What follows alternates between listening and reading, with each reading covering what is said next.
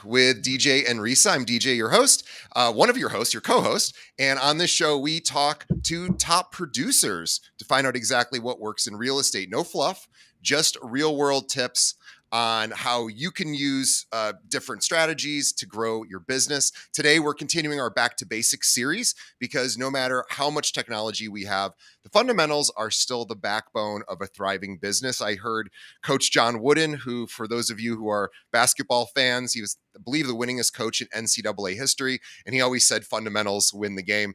What we want to talk about are fundamentals. Today's fundamental is one that can make even experienced agents sweat. I know it makes me sweat a little, which are called prospecting calls. Now, before you hit skip, I know prospecting calls can give us a little bit of a tough feeling, but hear us out. What we're talking about is prospecting without the pressure. So no sleazy scripts, no awkward cold calls, just strategies and a mindset shift that makes prospecting natural and effective. So as with me always is top producer and vice president of agent development at Kale Realty, Risa Weiss. Risa, by the way, is in charge of all the agent development here at Kale Realty. She manages teams of people that help train and coach and support our agents and teach them how to become top producers. She's been doing that for, decades now. It's incredible. We're so lucky to have her. So Risa, what's the big fear that agents have around prospecting?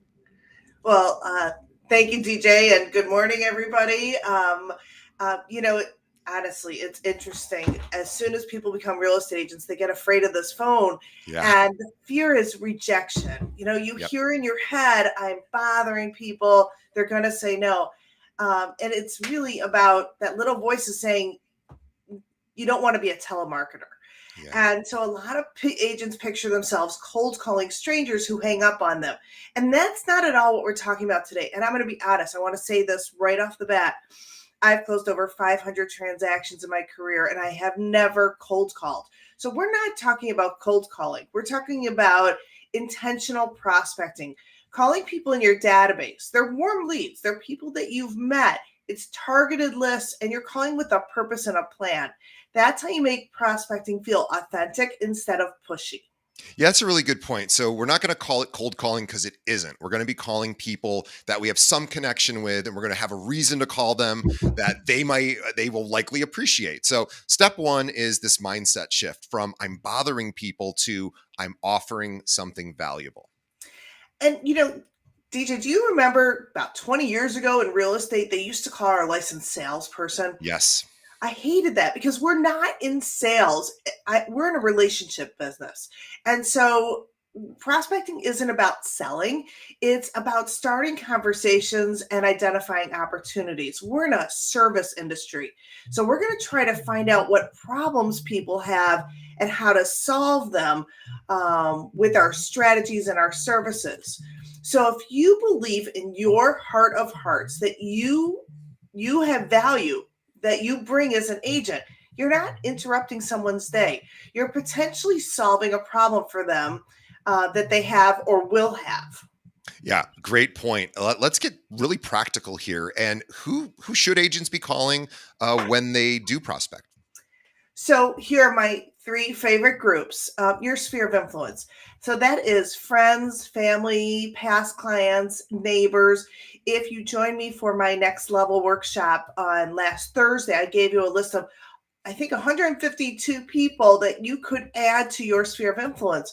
That also includes, your kids' friends' parents, your kids' teachers, the person you met at the dog park, people that know, like, and trust you. Okay, everybody that's in your phone. That's my first group. And that's the group that really and truly either they themselves need your services or they're going to refer you to their friends, families, neighbors. Second group, past leads. Anybody who's shown interest in the past 6 to 12 months but didn't move forward. Maybe that past lead came from an open house. Maybe that past lead came from a web lead. Maybe that past lead came from somebody you met in the grocery store. And the third group is targeted groups. Maybe you're taking advantage of our free lead program and you are looking for absentee owners or homeowners in a specific neighborhood. Or maybe you're looking for people who have rentals where the leases might be ending soon. Targeted groups. You're reaching out to those people and helping them solve a problem. Yeah, I want to just repeat those three because I think that's so important that people realize that who we're talking about are people that likely want to hear from you and know and like you, right? So we talked about, Risa mentioned your sphere of influence, also your past leads and targeted groups. So this isn't about hammering through a random phone list. You're being intentional with your targets. And here's a trick. Batch your calls. If today's focus is past clients, then you tailor your message to that group. Maybe tomorrow you're going to be calling renters and you tailor it for them. That's why you sound relevant and very, very natural. Agreed. Let's get into some scripts. So, give us an example of a simple, low pressure opener for, let's say, a past client. Oh, sure. And I want to start off by telling you that if you're a Kale agent, you have access to our script booklet. Our simplified scripts are from the locker room and they're under your toolkit. And there are hundreds of scripts in there. And I do know that top producers, me included, we practice scripts. We ingrain them in our brain and then you kind of personalize it for yourself. So let me do one for you. For if I was going to call a past client, I might say, "Hi, Sarah. It's Risa from Kale Realty. I was just looking at some recent sales in your neighborhood and thought of you. How's the house treating you these days?" And then I pause and I let them talk. It's friendly, it's relevant, it's opening the door. Yeah, I think that's really good. It's a conversation starter, it's not a pitch. And let's talk about renters because we all know if someone's not buying, they're probably renting. Well, and we know that renters shouldn't rent forever because they're paying for their landlord's vacations. So we want to eventually help them understand their finances so that they can move into home ownership. So for a renter, I might say, "Hi, Alex. It's Risa from Kale Realty. I remember when you mentioned your lease is up soon. Have you decided what you're going to do next?" It's a question that puts them in control and lets me see if there's an opening to talk about buying. Now, I do want to caveat, I would make this call at least 3 months before their lease is up. So you're going to want to have this in your CRM so that you remember that date. Yeah, and a pro tip, even if it wasn't the renter you placed, but it's somebody you know who rents and you've never worked with them before, you meet them at a party or you go to their apartment, ask them, "Hey, when's your lease over?" Just out of curiosity. Because I have an idea that I want to share with you before your lease is up, and then you just put it in your calendar. So don't just leave it to the people you've already met and worked with, but anyone, because I'll bet you even the person, if they did work with an agent when they got that apartment and it wasn't you, I bet they're not even calling them 3 months before the lease is over. So great suggestion. So let's suggest like the elephant in the room, right? Like these are all great, but what happens if somebody says, I'm not interested? Okay, first of all, I want you to know that Jake Dixon, that lead coach for the locker room, often talks about going for the no. If you go for more no's, you're eventually going to get a yes, right? Yep. And we learn from every single no. So it is fine for people to say, "I'm not interested." You thank people for their time. You offer to keep in touch. You make a note in your CRM. Not every call leads to business right now, but it can lead to business later if you keep a relationship alive. People want to do business with a real estate agent who they have a relationship with. So it's not about getting the deal now. It might be about the future. I agree. And I also think the "I'm not interested" response has really gone down in the advent of now we see our voicemails being transcribed in real time. So I always say to people, like, don't worry if someone picks up the phone. They almost already know it's you because you're all likely programmed into their phone and they recognize your number. And they are picking up the phone because they likely want to hear from you. And, I know I don't pick up the phone and I'm not a practicing agent. If I wasn't, I'd pick up every call, or if I was a practicing agent. But since I'm not, I don't answer every phone call. And I pick up the phone calls I want and I let the other ones go to voicemail. So don't even worry too much about the "I'm not interested," because even if they do say that, it's fine, as Risa said. But odds are you're probably not going to hear that as much as you used to when people didn't know who was calling. So let's talk about strategies. Let's talk about strategies next. Like, so you talked about at the beginning, prospecting without pressure. So what do you mean by that? Okay, so here's my framework. First, set a goal, and that's the number of calls or time spent calling. I think that every agent should be doing at least 5 prospecting calls a day. So, and I do set a time goal. Every call should have a limit of 10 minutes. So you are in control of this conversation. And if it looks like it's going over 10 minutes and you're talking about real estate, that's when you say, let's schedule time for a meeting. I have to run to a showing, but set your goal. Okay. And there's nothing wrong with exceeding your goal in terms of numbers of calls. 2, pick one group. Don't jump between unrelated contacts. Like I said, one day maybe you'll call past clients, and the next day maybe you're just calling renters who you might be able to convert to be buyers. 3, have a reason. Maybe you're sharing with them a market update about their neighborhood, or a recent sale in their neighborhood, or an event invite, or you're sharing a resource. Maybe that resource is you just got your house painted and you've got the best painter in the world and you want to share it with the world, right? You're the resource for everything real estate. 4, use open-ended questions when you do these calls. Many real estate agents make the mistake of talking too much. You've got to let the other person do most of the talking. And then 5, log in. You have to track your call in the CRM and the follow-up date. In your CRM, you're going to put in little details that you might have learned from this conversation. So the next time you call, you can reference back to those details that you learned. Yeah, I want to repeat this framework because I think it's so important. So we'll say this once again. It's number 1, set a goal. Number 2, pick one group of people to call. Don't try calling lots of different groups. Let's keep it targeted. Let's have a reason. And if you don't have a list of reasons to call, go back a week. We had an episode, I believe last week, where Risa gave like 6 or 7 different reasons you can call. Just have them written out in front of you. Choose one, and then that's your call.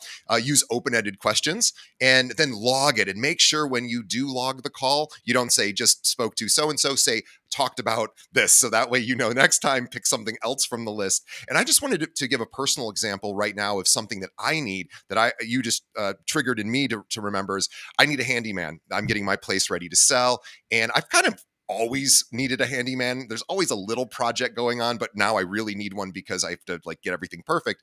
And I need somebody to fix this little baseboard issue I have. It's just one board, but I'm like, I don't know who to call for that.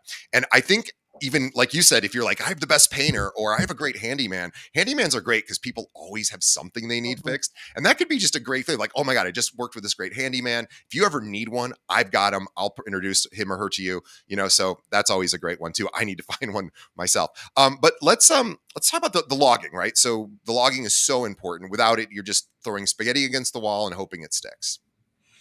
Exactly. So it is a formula: consistency plus tracking equals results. Consistency. Every day I'm doing prospecting because it's part of my job, and I know that's how I pull out the opportunity to go ahead and sell or help somebody purchase. So consistency. Every day I'm doing it. Every day I'm tracking it. I'm going to get results. And here's another tip: pair prospecting with something enjoyable. Make your calls with a cup of coffee that you enjoy. Even make that call in a comfortable spot, or do it right after something energizing. That way it's not a dreaded task. Okay, we are getting close to the end, so let's do a rapid fire tip time. But what are the best tricks you have for getting over the fear of picking up the phone? Okay, I learned these years ago. First of all, if you have to, stand up when you call. It boosts your energy and your confidence. You might even find that you dance or move a little. It really helps the momentum of the conversation. Smile when you talk. When I first started the business, somebody gave me a mirror and they told me to put it on my desk. And if you have to, smile at your mirror while you're talking to people. People can hear it in your voice, and they want to work with somebody who is happy and energetic. Role play with a fellow agent. There are many agents who are right now trying to learn scripts, and so get comfortable with other agents. Go on our Cal group and ask somebody who else is role playing and wants a partner. Or you can even role play with Siri, ChatGPT, or Alexa. I'm sure Alexa would play along. Start with your warmest contacts. Get easy wins. Call people who really love you and know you, so you build up momentum. It just gives you that confidence. And don't overthink the outcome. Focus on making a connection, not landing a deal. You're not a salesperson, you're a consultant, and you're building relationships. Yeah, I love it. And if an agent listening right now can commit to just five prospecting calls a day, as Risa said, start with a win you can do. Right, anyone can make 5 calls in a day, but think like, what could that look like over a year? Right, that's 5 prospecting calls a day. Well, Risa, you could do the math, but it's a lot, right? It's an awful lot. I love it. That's 25 calls a week. That's over 1,200 personal touches a year. And if only 10% lead to a real estate conversation, you got more business than most agents generate from cold leads. Okay. I could not agree more. I have a friend, Amy. She's a top producer here in Chicago, in the western suburbs. And I had her on my show recently. And I asked her, what's your secret? She's been doing this like 15 plus years. She's a huge producer. And she goes, I make my calls every single day. And I said, how do you do that? She goes, I start at the beginning of the year. And I just pull up my phone and I go, she has a CRM too. But she goes, I literally just go one by one. And she goes, if I stop calling, my phone stops ringing. And I'm like, really? She's like, absolutely. So she's been doing this 15 years, 3 hours a day is 2 to 3 hours a day is how important calls are for her. And she is not salesy. Just like you said, she has a list of reasons to call. She's super nice and she just checks in with people and sees how they're doing. So it works. We know it works. Top producers do it. New agents should do it. Everyone should do it. So this is the definition of building a business that lasts. This is consistent actions that compound over time. And I'm so glad you brought up Amy's story because the same thing happened to me. The moment I stopped prospecting, when I went into leadership, my calls stopped coming in. It wasn't because people forgot about me. They just thought I wasn't in business anymore and I wasn't there to solve their problems. They thought I was on to something else, which I was. But if you want your phone to ring, you got to start the phone calls. So here's the beauty. You can start today. Pick your list, pick your script, and make a few calls before the day is over. As we said in a previous chat, DJ and I were talking about just eat the frog, right? Just go do it now. Yeah. The more you do it, the easier it gets. Yeah. Let's give one final thought for listeners who are prospecting without the pressure. Okay, prospecting is just connecting with people and starting conversations. If you approach it from a place of service and curiosity, it stops being scary and it starts being really fun. Yeah. And there you have it, guys. Prospecting without the pressure. Keep it intentional, keep it consistent. Watch your business grow. Before we sign off, we have a couple of quick announcements. Risa is hosting on behalf of Kale Realty for Kale agents and also not yet Kale agents. We are doing this investor summit in Rosemont. It is on October 7th, and it is at Carlucci's restaurant. We have some tickets available. So if you are interested, and we have, I think, 5 speakers. We have all these breakout sessions. You'll be able to talk to these experts about fix and flips, buy and holds, title issues that come up with investing, how to invest yourself, how to find investors, financing opportunities. This is kind of everything you need to know about either working with investors or becoming an investor. It is by far the most popular presentation that we do, and it doesn't seem like many other firms do this. So please, if you are interested, if you are an investor or want to be an investor, please reach out. We might have a seat for you. And if you're a Kale agent, we have a seat for you. So please reach out. We'd love to have you there. It's filling up fast. So reach out to us and you can, we'll give you more information on that. But it'll be sold out very, very, very quickly. And again, we might have some free tickets for you. And last, I wanted to mention too, I do a 3 times a week or 2 to 3 times a week, I do a 60-second video called AI Agent Minute. And it's specifically just an AI prompt that top producers have told me that they use it to help grow their business. So I do it in 60 seconds. I explain what the prompt is. You would just dump it into Chat GPT. It's all about either marketing or growing your business or being more efficient. And I do that. We actually post those not only on my Keeping It Real page, but also on the Kale Realty social pages. So just follow us on Instagram, LinkedIn, Facebook. And you will find these 60-second videos. So please check that out. I'd love to get your feedback. But again, if you want to go to this investor summit on the 7th, of October. It's coming up quick. Let us know like today so we can see if we can find a free ticket for you. And anyway, just so excited. Thank you, Risa, for putting, you have put so much effort and time and energy into this summit, and it's going to be awesome. We have so many cool things. We have all these vendors, by the way, coming too. You can meet these vendors. We have raffle prizes to give away. You get to like earn points if you go visit the vendors. And we have also, what are some of the prizes? Do we know yet or not yet?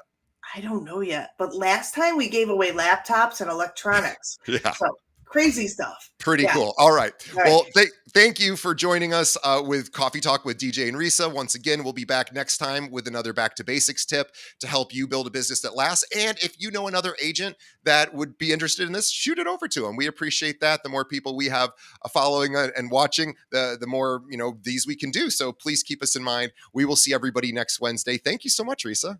Thank you, DJ. This was great. All right. Bye, everybody.